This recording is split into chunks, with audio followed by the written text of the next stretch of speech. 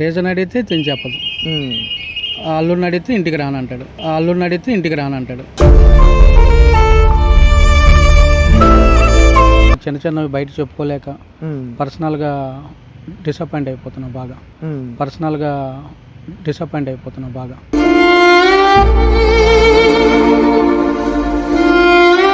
మౌనంగా కూర్చుంటది అంతే. ఏంటి అలా కూర్చున్నావంటే ఏమీ లేదంటది.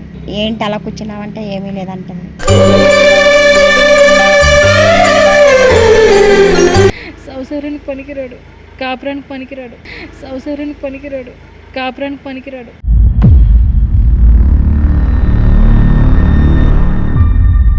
ఓన్లీ అబ్బాయి దగ్గర డబ్బులు ఉన్నాయా, జాబ్ చేస్తుండా, అదొక్కటి రెండు చాలా అండి. ఇప్పుడు నీకు ఒక మనవడో మనవరాలు వద్దా అండి?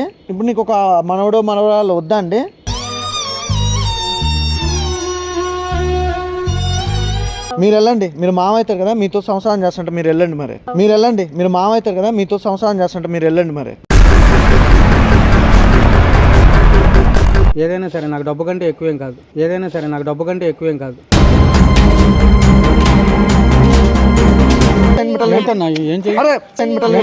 ఏం చేయాలి? Hi friends, welcome to my channel. నేను మీ వెంకట్. ఈరోజు వచ్చేసి మనం వైజాగ్లో ఉన్నాం. మనతో పాటు ఒక ఫ్యామిలీ ఉంది. వాళ్ళ సమస్య ఏంటో వాళ్ళ మాటల్లోనే విందాం. నమస్తే సార్. నమస్తే అమ్మా. హాయ్ అండి. ఏంటండి మీ సమస్య ఏంటి? మా పాపకి ఒక 2 years ముందు మ్యారేజ్ చేసామండి. 2 years ముందు మీ పాపకి మ్యారేజ్ చేస్తారు? Okay sir. చాలా గ్రాండ్గా చేసాం. నాకంటే ఎక్కువ స్తోమతకి మించి మరి 50 లక్షలు ఖర్చు పెట్టి మరీ చేశాను పెళ్ళి. అతనేమో సాఫ్ట్వేర్ జాబ్ చేస్తూ ఉంటాడు. ఒక్కరేనా? ఒక పాప అండి. ఓకే.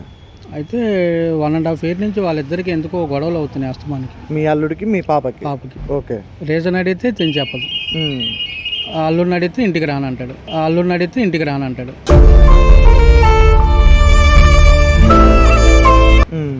ఇదే ప్రాబ్లం, ఇదే గొడవ, రోజు హెడేక్ అయిపోతుంది. అంటే వాళ్ళిద్దరి మధ్యలో ఏం జరిగిందో తెలుస్తలేదు. మీ పాప మీకు చెప్తలేదు? మాకు చెప్పట్లేదు. బయట చూస్తే సొసైటీలో బిగ్ షాట్గా ఉన్నా నేను ఈ చిన్న చిన్నవి బయట చెప్పుకోలేక పర్సనల్గా డిసప్పాయింట్ అయిపోతున్నా బాగా.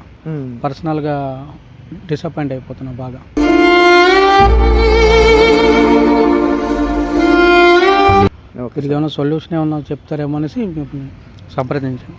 ఒకసారి అడుగుదాం, మనం కూడా అడిగి తెలుసుకుందాం. ఏమైందమ్మా, ఏమంటుంది ఇప్పుడు మీ పాప? మీకన్నా చెప్పింది, తల్లి కన్నా చెప్తారు కదా, తండ్రికి చెప్పకుండా ఏమంటుంది? మేము ఎన్ని చెప్పినా నోరిప్పిదే కదా. అది నోరిప్పి వస్తే మాకు తెలిసి వస్తుంది.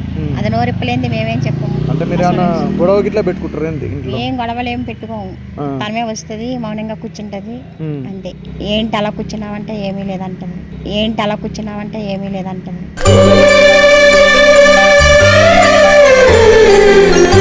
వాళ్ళిద్దరు కింద మీద కిసకిసలాడతారు.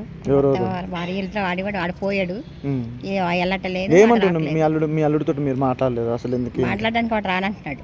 మీ ఇంటికి రానంటుండు? వాడు రానంటున్నాడు, ఈమె వెళ్ళంటుంది. అంటే ఏమైందని అంటే మరి ఏదో ఒకటి సొల్యూషన్ అనేది మరి మీ అల్లుడన్నా మీకు చెప్పలేదా? మా అల్లుడు చెప్పలేదు, మా అమ్మాయి నాకు చెప్పలేదు. వాళ్ళు చెప్పట్లేదు, ఎంత అడిగినా చెప్పట్లేదు. మరి ఏదన్నా మీరు ఏదన్నా బ్యాడ్ హ్యాబిట్స్ కూడా లేవండి అతను. మీ అల్లుడు డిగ్నిఫైడ్గా ఉంటాడు, నీట్గా మంచిగా ఉంటాడు. ఎటువంటి బ్యాడ్ హ్యాబిట్స్ కానీ లేట్ నైట్ రావడం కానీ అదేం ఉండదు. మా ఫ్రెండ్స్, మా చుట్టాలు ఎవరు అడిగినా చెప్పట్లేదు సమాధానం. ఏమైందమ్మా అంటే పోనీ వాళ్ళకు కూడా చెప్పట్లేదు.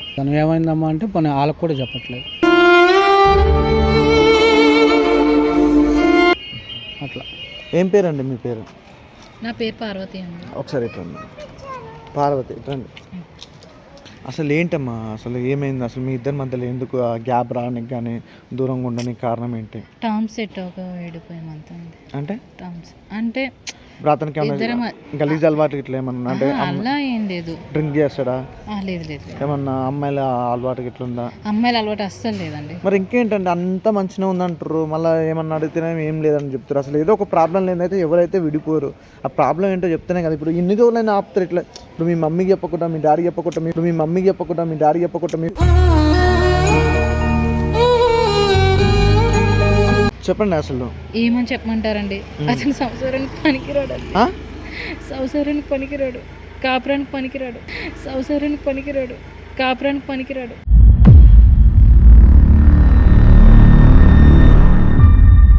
ఇంతకన్నా నేను ఏం చెప్పలేను. అంటే తను గే అండి? మీరు అర్థం చేసుకోండి, ఇంకా ఇంతకన్నా నేను ఇంకేం చెప్పలేను. మరి అప్పుడు పెళ్ళైనప్పుడు మరి బాగానే ఉన్నాడు కదా. కాదండి, ఇప్పుడు తను క్లియర్గా చెప్తుంది కదా తన ప్రాబ్లమ్, చెప్పలేదు అంటారు. చెప్తేనేమో ఇలా ఉంటారు. అసలు మీ ఇదండి తప్పు. తల్లిదండ్రులు అంటే చెప్పాలి కదా మధ్యలో మాకు. చెప్పాలి కదా ఫస్ట్ లో చెప్తేనే ఒకసారి కదా కూడా మాకు మీరు అర్థం చెప్తే మీరు ఇప్పుడే అంటారు. మీరే ఇంత కంగారు పడితే అరుస్తుంటారు. ఇంకేం చెప్తుందండి తను? మాకు అమ్మాయి ఫస్ట్ లోనే చెప్పాలి కదండి. కన్న తల్లులు అనే వాళ్ళు ఏం చేయాలంటే తల్లిదండ్రులు ఒకసారి అమ్మాయిని దగ్గర తీసుకొని అసలు ఏమైందమ్మా, ఏం సంగతి అని నిమ్మలంగా అడగాలి. తల్లిదండ్రులు ఒకసారి అమ్మాయిని దగ్గర తీసుకొని అసలు ఏమైందమ్మా, ఏం సంగతి అని నిమ్మలంగా అడగాలి.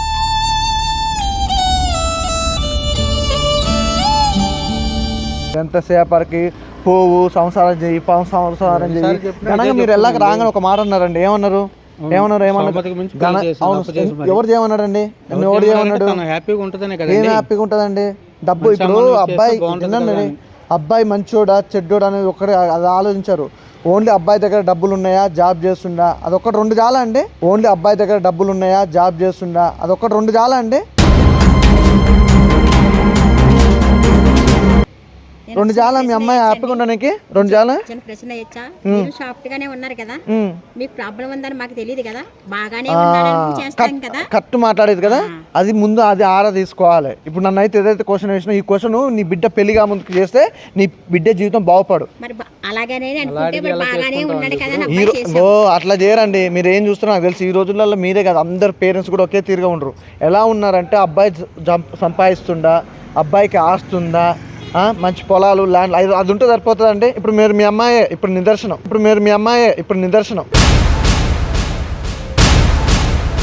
ఏం ఆరాధించారు మీ అబ్బాయి గురించి, వాళ్ళ అబ్బాయి గురించి? సాఫ్ట్ గా ఉన్నాడని చేసాము. సాఫ్ట్ గా డబ్బులు ఉంది కాబట్టి చేశారు అంతే. చెప్పారు, తెలియదు కదా, మాకు తెలిసి ఉంటే చెయ్యం కదా. అట్లా ఏదైనా సరే అండి, ఎలా అయినా సరే చేసిన తర్వాతే కదా నాకు తెలిసింది. ఏదైనా సరే నువ్వు మాట్లాడికి ఇంకా నువ్వు ఆడుతూనే ఉండాలి, ఆడుతూనే సంసారం. మళ్ళీ మీరు అట్లా మాట్లాడతారు ఏంటండి? అర్థం కాదు. పెట్టిన డబ్బులే పోతాయండి రోడ్డు మీదకి. అంటే ఇప్పుడు మీ అమ్మాయికి ఇప్పుడు నీకు ఒక మనవడో మనవరాలు వద్దా అండి?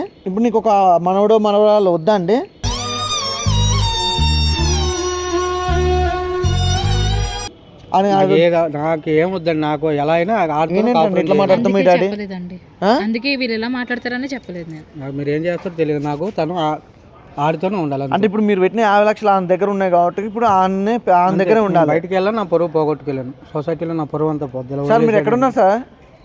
ఏ కాలంలో ఉన్నారు? ఇప్పుడు నేను ఆయన దగ్గరికి వెళ్ళినా సరే ఆయన వేరే అబ్బాయిని కోరుకుంటున్నారు కదండి, అప్పుడు కూడా వీళ్ళు పరుగు పోతుంది కదా. ఇది ఎందుకు వీళ్ళకి అర్థం కావాలి? మీరు వెళ్ళండి, మీరు మామ అవుతారు కదా, మీతో సంసారం చేస్తుంటే మీరు వెళ్ళండి మరి.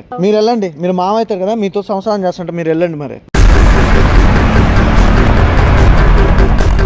బయట ఎన్న అనుకోండి, నాకు మాత్రం నీకు ఇష్టమేనా? బయట నీకు ఇష్టమేనా? ఏదో మీ ఆయన వెళ్తే మాత్రం నేను ఒప్పుకోనండి. అరే అమ్మాయి ఏడుస్తుందండి, మీకు అర్థమవుతుంది? ఒక మాట క్లియర్. అమ్మా ఏంటి మీ ఆయన ఏం మాట్లాడుతున్నా అర్థమవుతుందా? 20 సంవత్సరాలు అప్పు ఉంది నాకు, ఎలా తీర్చుకొని ఏంటి ఈ లోపు మళ్ళీ ఈ టెన్షన్ ఏంటండి? అవును, అమ్మాయి విడాకులు తన డబ్బులు తనకి ఇచ్చేస్తాడు. ఇప్పుడు 40 లక్షలు నువ్వు ఎంతైతే కట్నం ఇచ్చినా ఆ కట్నం అమ్మాయికి ఇచ్చేస్తాడు. నేను బయట పొరుగు పోతుందండి. మరి అమ్మాయి జీవితం ఏదైనా సరే నాకు డబ్బు కంటే ఎక్కువేం కాదు. అమ్మాయి కోర్టులో కేసు వేస్తే అమ్మాయి డబ్బులు అమ్మాయికి వస్తాయి, మీ డబ్బులు మీకు వస్తాయండి. ఒకటి క్లియర్గా ఆలోచించండి. మీ డబ్బులు మీకు వస్తాయి. మీరు 40 లక్షలు పెట్టినంటారు కదా, ఆ 40 లక్షల రూపాయలకి అన్న పైసతో మీకు వస్తాయి. కానీ ఇప్పుడు మీ అమ్మాయి జీవితం గురించి ఏం ఆలోచిస్తున్నారు అంటే డబ్బుల గురించి ఆలోచిస్తున్నారు ఏంటి? మా అమ్మాయికి న్యాయం జరుగుతుందంటే మీరు న్యాయం జరుగుతుందండి, నేను వస్తా, నేను సపోర్ట్గా నేను ఉంటా సార్. మీకు న్యాయం జరిగేలాగా నేను చూస్తా సార్, ఓకేనా? మీ డబ్బులు అన్న పైసతో సహా మీ ఇంటికి వస్తుంది. మీ కూతురు జీవితం గురించి ఆలోచించండి. నాకేంటో నమ్మకాలు లేవండి ఇట్ల మీద, కోర్టుల మీద, ఈ స్టేషన్ మీద. అయ్యో మీరు అట్లా అనుకుంటే ఈ రోజు దేశం ఇట్లా ఉండదండి. మీరొక్కకి నమ్మకం కదా, ఇప్పుడు ప్రపంచం మొత్తం కోర్టులు కేసుల మీదే కదండి ఈ రోజు. తిరుగుతాం, ఏం చేస్తాం? ఎన్నాళ్ళని అవసరం లేదండి. మీకు మీ 6 నెలల్లో మీ డబ్బులు కానీ మీ అమ్మాయి గురించి మీరు ఎంతసేపటికి మీ అమ్మాయి గురించి ఆలోచించండి. డబ్బులు అనేది నేను తీసుకొచ్చి ఇస్తాండి, లేకపోతే నేను ఇస్తాండి. మీకు ఎక్కడ సైన్ పెట్టాలి?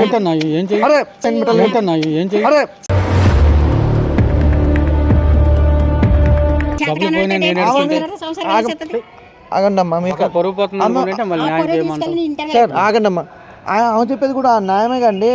ఇప్పుడు ఆయన సంసారం పనికి రాడంటే నువ్వు సంసారం చేయమంటే ఏం చేస్తుంది?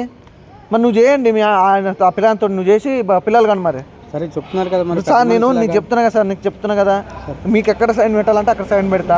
మీ పైసా నా పైసతో 40 లక్షలు అన్నారు కదా, 40-50 లక్షలు అన్నారు కదా, నా పైసతో వస్తుంది, అందులో ఎలాంటి డౌట్ లేదు. అబ్బాయి అలాంటి ఉన్నప్పుడు మీరేం చేస్తారు? తలరాత.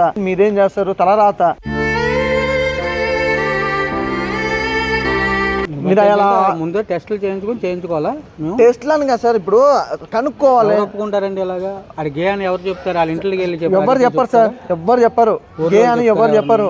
చెప్పినప్పుడు ఇప్పుడు తెలిసింది, సరే ఏదో ఒకటి తప్పు అయిపోయింది, ఆ తప్పును సరిదిద్దుకోవాలనా లేకపోతే అమ్మాయిని వదిలిపెట్టేస్తావా? ఒక పద్ధతి ఉంటుందండి దేనికైనా. ఇప్పుడు అయితే నేను అనేది డబ్బులు అనేది క్లియర్గా ఇప్పిస్తాను, మీరు అందరూ అయితే టెన్షన్ పడకండి. అమ్మాయికి ఇప్పుడు ఏం చేయాలనేది ఆలోచించండి. ఏంటమ్మా ఇప్పుడు నువ్వు ఏం చేద్దాం అనుకుంటున్నావు? ఇప్పుడు రైతు జీవితం అయితే నీ నాశనం అయిపోయింది.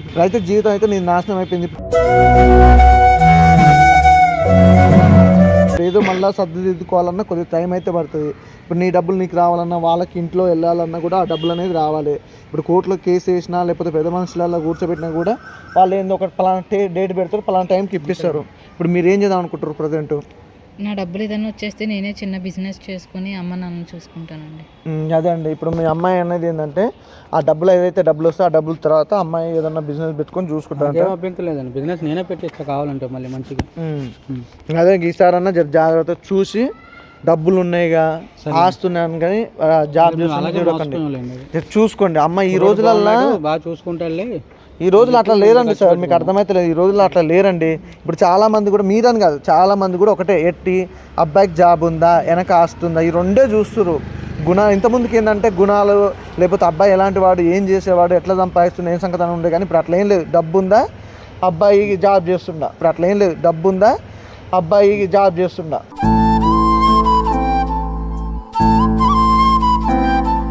అబ్బాయి గలీజాడు లేకపోతే చెడు అలవాట్లు ఉన్నాయంటే మానిపించుకోవచ్చు. అబ్బాయి అలాంటి అన్నప్పుడు, గే అన్నప్పుడు మనం ఏం చేస్తాం చెప్పండి? మీరు మనం ఏం చేయాలి? ఇంకా మన తలరాత అంతే. ఈసారి అన్న చూసుకొని వెళ్ళండి. ఓకే అండి, థ్యాంక్ యూ.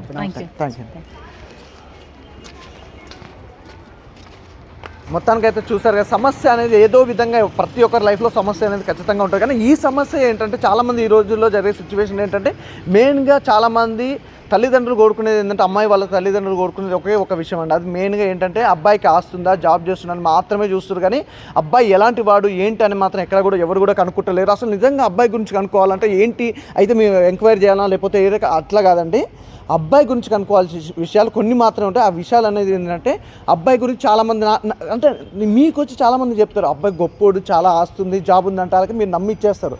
అది కాదు, చాలామంది కూడా నెగిటివ్గా చెప్పేవాళ్ళు కూడా ఉంటారు. ఈ అబ్బాయి మంచోడు కాదు, అబ్బాయి ఎందుకు మంచోడు కాదు ఒకసారి కనుక్కోండి. ఎవరైనా ఈ అబ్బాయి ఎందుకు మంచోడు అన్నప్పుడు అవతలోనికి వేరే అబ్బాయిని కూడా నెగిటివ్ చేసినప్పుడు కూడా అక్కడ మంచి ఏంటి ఇక్కడ చెడు ఏంటి అని రెండు కనుక్కొని అబ్బాయికి పిల్లల్ని ఇచ్చేటప్పుడు ఆలోచించండి.